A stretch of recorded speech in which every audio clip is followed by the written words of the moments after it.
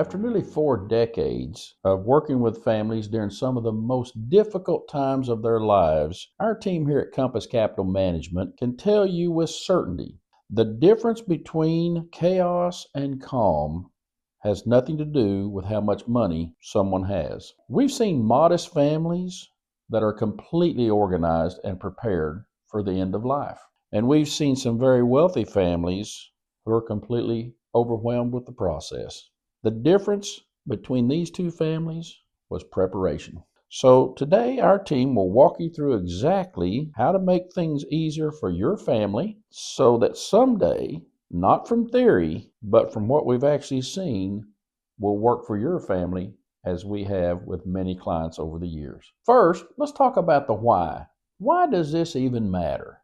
When someone passes away or simply becomes incapacitated, it shouldn't require your family members to become modern day detectives.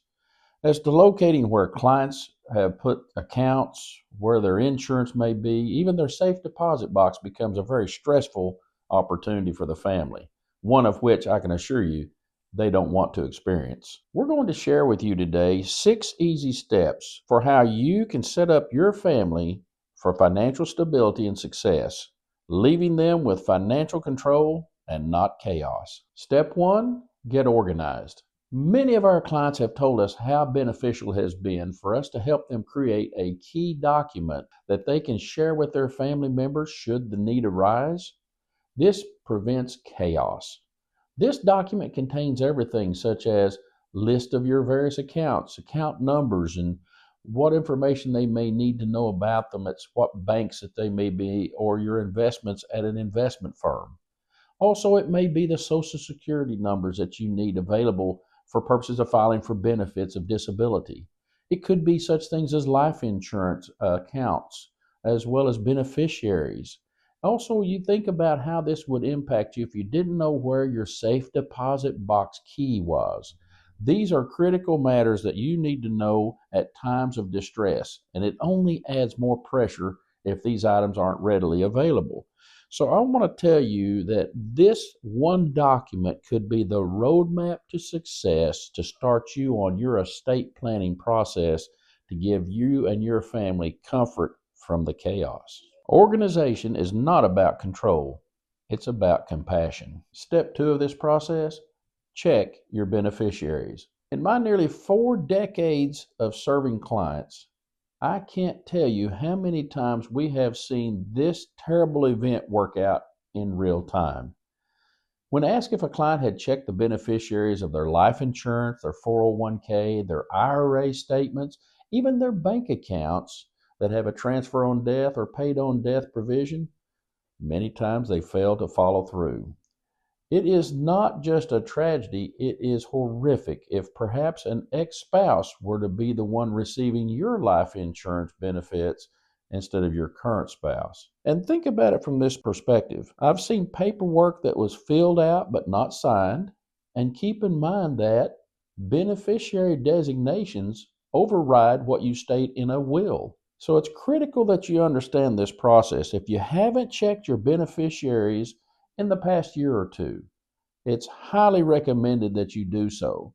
Perhaps you may be helping some other family instead of your own gain comfort instead of chaos. Step 3, simplify your financial life. If you have old accounts left at employers where you haven't worked in 15 or 20 years, those accounts still may have assets in them and they may still be valid. So it's incredibly important to take those accounts and consolidate them into your current employer's retirement plan perhaps, roll it over to a new IRA so that you have it current with someone that can help you manage these assets.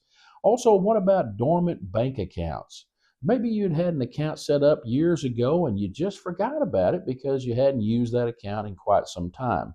It is critical that you do the same with your credit cards. The worst thing that can happen is if a valid credit card that's active falls in the hands of someone who may not have your best interest in mind. The key here is these things create problems for us later in life. It's critical that you consolidate accounts where possible, eliminate those accounts you don't need currently for your lifestyle. And lastly, from experience, I can tell you that the smoothest transitions I've seen in an estate matter are those that have the most current information up to date, which I'm referring you back to step one. That controlling document will be the key map to finding all these accounts with your heirs. Consolidation isn't about control, it's about clarity. Step four, have the conversation. One of the great things we do with our families of clients is we have annual family meetings. What we're trying to do here is communicate the process that has been undertaken, maybe some things still in the works that you're working through with your family to make certain that they have prepared adequately.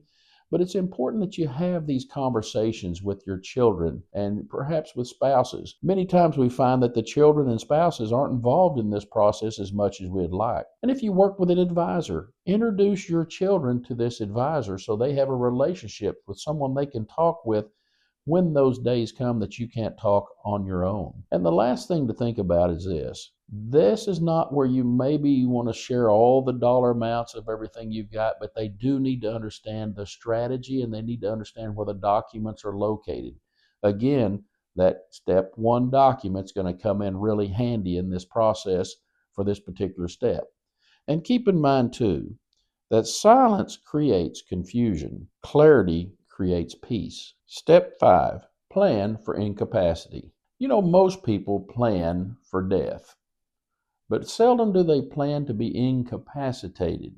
And incapacity is actually more chaotic than just simply dying, because at the time of incapacity, other documents should be considered in your estate plan. For example, do you have a durable power of attorney in which you've appointed someone to be your attorney in fact that can act on your behalf when you're unable to do so? Perhaps a healthcare proxy. Let's suppose that you are perhaps unconscious. And if you're persistently unconscious, who can speak on your behalf as to your wishes for your own health care? These documents are vital and important part of any estate plan. At the end of the day, too, it's always good to have a trusted contact listed on all your account forms so that your advisors can contact those people you trust to find out your status if you have been unable to speak with them. And lastly, it just thinks about these decisions being temporary. Perhaps you'll never need these documents, which would be better to be prepared than to have chaos take control of the situation. And the final step, step six, write a letter that's titled, What to Do If Something Happens to Me. This letter should be available to your family. In this document we're giving you in step one, indicate where this letter could be found. It's not a legal document, but it is a roadmap of where you may have placed accounts since the time of setting up your trust or your will or even your step one letter. Perhaps it's also something in there that gives that passing of legacy to the next generation that you so wish to carry on from your lifetime. In this type of document, what if something happens to me? The best thing is it tells you who to call first, how income flows into your household, what bills are auto drafted so you don't have to worry about paying them in case of incapacity, where passwords are stored, any personal wishes you wish to communicate to your family or loved ones can be in this letter. What I have learned from sitting down with families over the last 40 years, I've learned one thing.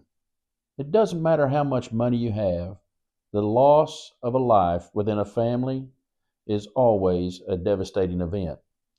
However, the devastation can be mitigated, if not minimized, by properly planning with the estate documents that help your family continue to move forward in life as intended by the person that deceased.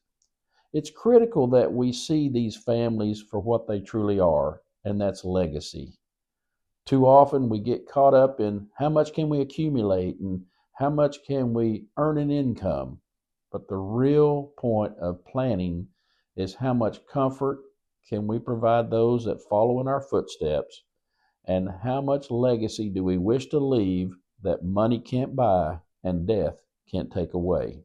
So if you do nothing else after watching this video, schedule just one afternoon and do this within the next 30 days. Check your beneficiary designations. Are they current with your family you have in your life? Create a master document as in step one. Have one conversation with your family and your advisors to make certain everyone understands what your wishes are. And lastly, one final thing to think about. Building wealth is important, but building peace of mind for the people you love, that's what's truly lasting. If you found today's video helpful, like our video below and subscribe to our YouTube channel. Stay tuned in the future for another video that may be helpful to you and your family to live life by your design. We're Compass Capital Management, your guide to helping you live life by your design.